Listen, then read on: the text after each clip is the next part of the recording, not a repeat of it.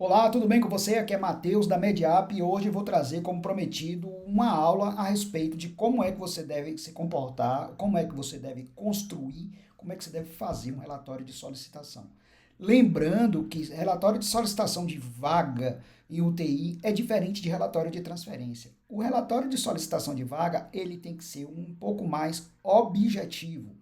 Você tem que pensar que esse relatório ele serve para comunicação com um ou outro indivíduo que está lá na UTI, um colega seu médico que está na UTI. Você está num cenário de pronto-socorro, né?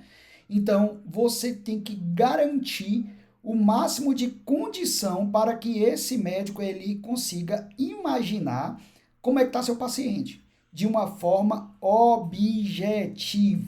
Então, eu vou trazer aqui alguns aspectos para vocês nesse sentido.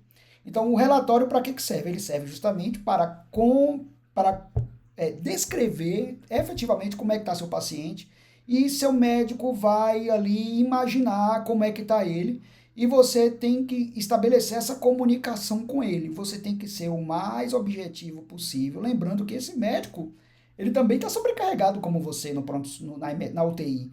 Então, se você der informações mais precisas a ele, menos penduricalhos, menos informações imprecisas, melhor para ele, tá? Lá na frente eu vou falar que existe o relatório de solicitação de vaga e o relatório de transferência, que são situações diferentes. A solicitação de vaga tem que ser mais objetiva possível.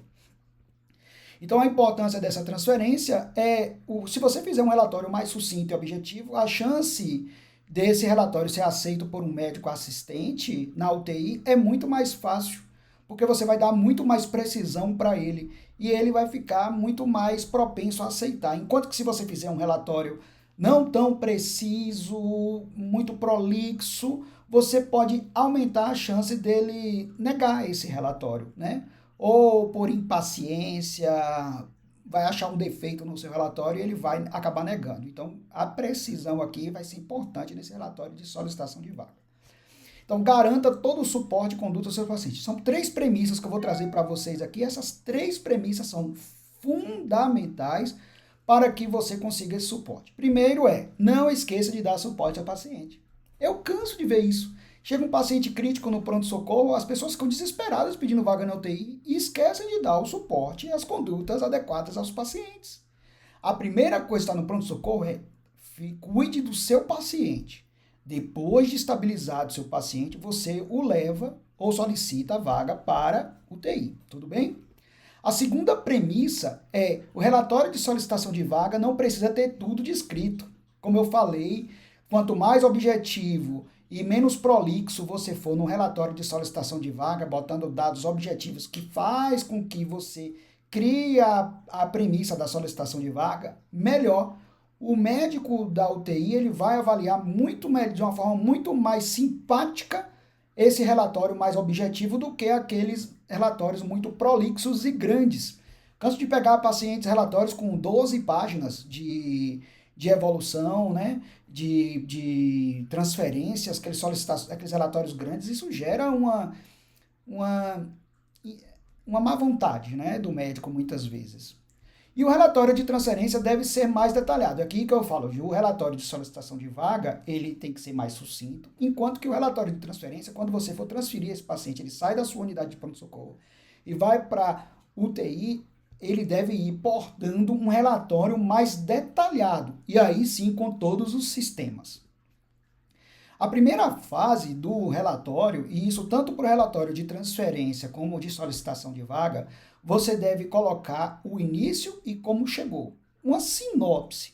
Não vai colocar dados que não são pertinentes. Tipo, o paciente chegou com um TCE grave, ele tem 10 anos de idade e você começa. Trata-se de um paciente prematuro, com antecedente de prematuridade, nasceu com 35 semanas. Entendeu? Então, assim, é pouco objetivo isso aí já gera uma vontade, gera menos precisão, certo? O início tem que ser uma sinopse compatível com o quadro do paciente. Trata-se de escolar, né, que recebeu um trauma craniano moderado a grave após cair de um pé de manga e ficou 5 minutos desacordado. Como chegou no pronto-socorro? Ficou 5 minutos desacordado, mas ao chegar ao pronto-socorro já tinha nível de consciência recuperado, mas mantendo a oscilação de Glasgow entre 13 e 14. Submetido a exame de neuroimagem, constatado o hematoma epidural. Entendeu a lógica? É uma sinopse que traz aí a dinâmica nas primeiras três frases dessa sinopse, você já praticamente diz, você faz um breve resumo, bem rápido, e aí depois você detalha um pouco mais, eu vou chegar um pouco mais lá na frente. Aí depois que você fez essa sinopse, colocou como seu paciente chegou, você vai descrever por sistemas e aí você vai colocar o que importa para cada. No relatório de transferência, de solicitação de vaga, você não precisa colocar todos os detalhes de todos os sistemas. Você vai, por exemplo, no caso de TCE, você vai detalhar mais como é que está a condição neurológica dele. Num quadro de choque séptico, você vai ter que detalhar um pouco da hemodinâmica, da respiratória, mas você vai detalhar mais a hemodinâmica, né, e a parte infecciosa, né? A parte renal, você vai determinar se vai ser mais sucinto, mas no relatório de transferência vai ser um relatório mais detalhado. Vamos lá. Do neurológico, o que importa para o relatório neurológico? Importa a escala de coma de Glasgow, naqueles pacientes que não estão sedados nem sob analgesia. Você pode usar a escala de Haas ou de Comfort Behavioral, que é muito utilizada em UTIs hoje em dia. Eu posso passar para vocês depois também as escalas, tá? E aí você já vai dar um pouco mais de precisão para o médico, ó, o nível de consciência, como é que tá, esse paciente está sedado, ele está bem sedado, ele está mal sedado, né? Você vai avaliar a escala de pupila também, né? Você vai avaliar pupilas, se estão isocóricas, anisocóricas. Você vai descrever se tem déficits focais, se teve convulsão e quais são os sedanalgésicos, bloqueadores neuromusculares, se estiver usando, ou anticonvulsivantes, tá? Quanto a respeito do respiratório, é importante você descrever como é que é o padrão respiratório desse paciente. Ele tem tiragem, ele tem sinais de desconforto, como é que está a relação entre inspiração e expiração. Frequência respiratória, eu abro um parênteses para a frequência respiratória. Eu canso de ver tanto frequência cardíaca quanto respiratória que não coadunam, né, que não concatenam com a faixa etária. A pessoa cria um número da cabeça e realmente não contou, bota no relatório uma frequência esdrúxula que não é compatível com aquela faixa etária. Lembrando que existem as crianças, quanto menores são, maior é a frequência cardíaca e maior a frequência respiratória. O dado vital, gente, tem uma grande sensibilidade quanto a doenças graves. Ele tem uma baixa especificidade, mas uma grande sensibilidade quanto às doenças graves. É importante você botar o dado vital real, não invente, tá?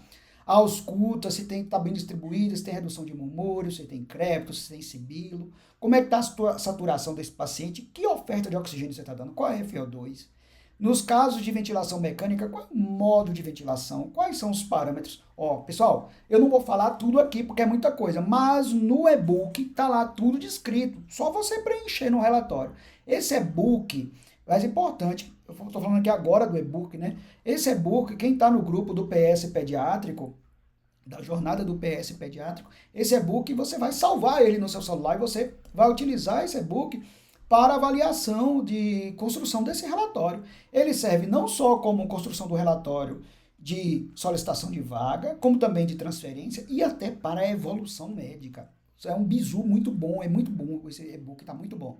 E no final, a radiografia de tórax. Ó, eu vejo uma condensação, há uma atelectasia, tem derrame pleural, o tubo está localizado em tal altura.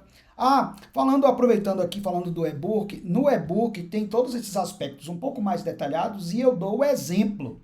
Embaixo eu vou colocar alguns exemplos, entre aspas, de como são descritos alguns exemplos. Por exemplo, no caso de pneumonia, no caso de TCE, como é que você vai descrever em cada item desses aqui, tá bom? Do ponto de vista hemodinâmico, também você vai botar uma breve sinopse da questão hemodinâmica, se teve parada cardíaca, como é que está a questão da frequência cardíaca lá dentro, pressão arterial, né? Pulsos são simétricos, como é que está o enchimento capilar, o pulso é cheio, o pulso é fino, né? Como é que está essa perfusão. Aqui você pode descrever, se você tiver gasometria, um lactato dele também pode te ajudar muito nisso, tá?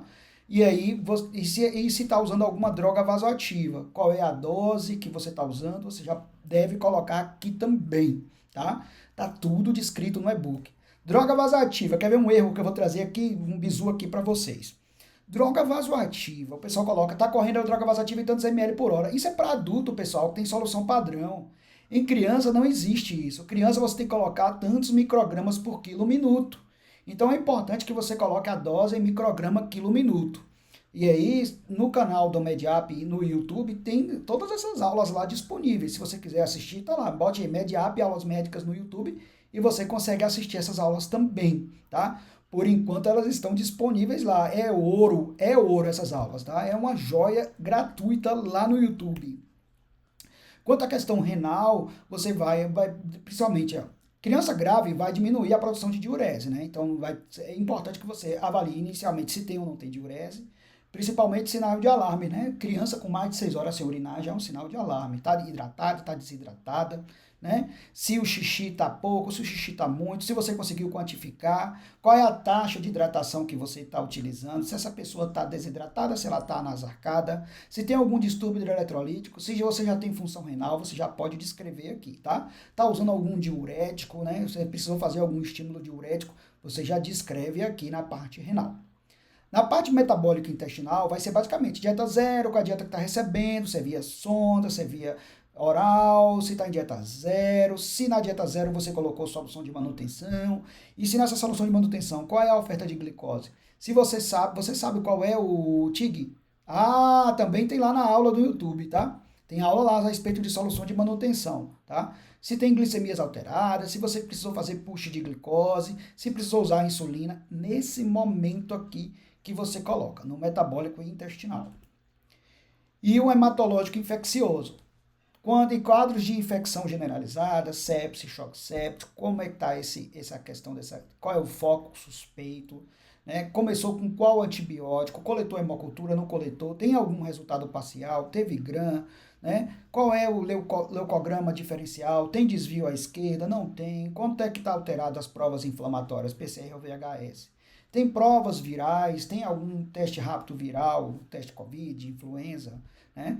Quanto à questão hematológica, quanto é que está essa hemoglobina? Você tem esse valor? Esse paciente está com a hemoglobina muito baixa? Como é que estão essas plaquetas, né? Está tendo sangramento? Tem sinais de discrasia sanguínea? Tem hematomas? Tem petecas? Tem sangramentos ativos de mucosa?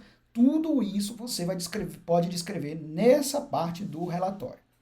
E os dispositivos, está com acesso central, está com acesso periférico, está com sonda nasogástrica, tem sonda vesical de demora, está com colar cervical, você vai descrever alguns desses dispositivos também. Tem que descrever os dispositivos instalados. E o que você quer agora? Depois que você descreve tudo isso aí, o que você quer em seguida? Você quer o quê? Primeiro, para você, antes de você colocar, você tem que botar qual é a suspeita diagnóstica, né?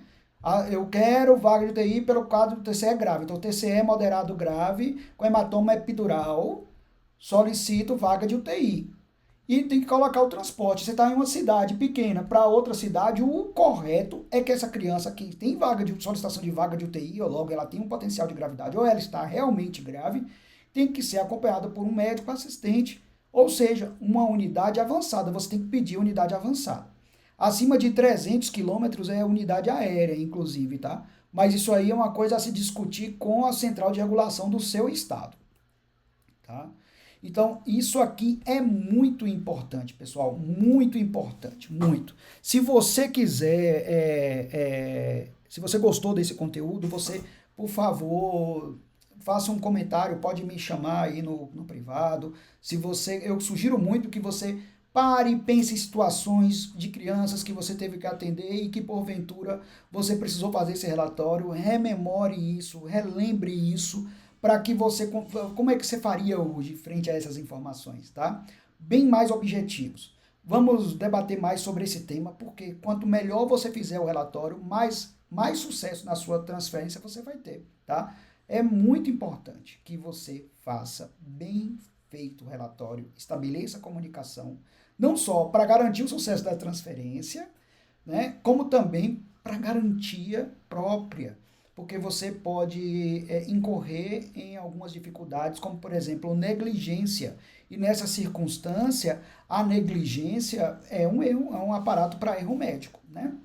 É isso. Um abraço para vocês e até mais.